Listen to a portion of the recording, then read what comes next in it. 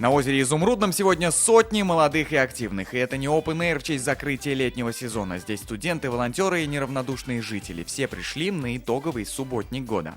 Держите.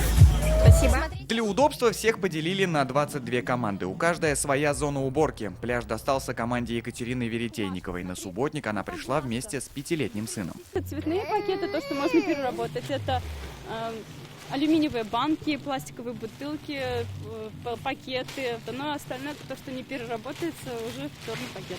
Чистят не только прибрежную зону, но и дно. Профессиональные дайверы Русского географического общества уже не впервые собирают мусор с глубин карьера.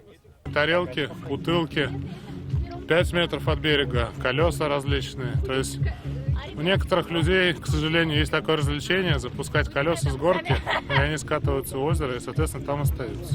Организаторы добавили и соревновательный процесс. Каждый активист за один собранный мешок мусора получает лотерейный билет. Но чтобы увеличить шансы активистов получить подарок, организаторы придумали для них необычный квест. Всю территорию озера они разделили на 4 сектора и в каждом секторе спрятали по 3 слова с помощью вот таких вот QR-кодов. Каждая команда, которая найдет все 3 слова, получает дополнительные лотерейные билеты.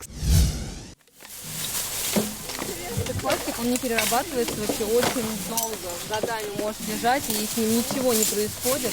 А это уже Кутузовский овраг в авиастроительном районе. Одна из активисток Эльмира Зинурова признается, мечтает профессионально заняться экологией. Как видите, здесь очень много мусора, здесь годами он складывается и собирается. И вот даже местных жителей очень много здесь.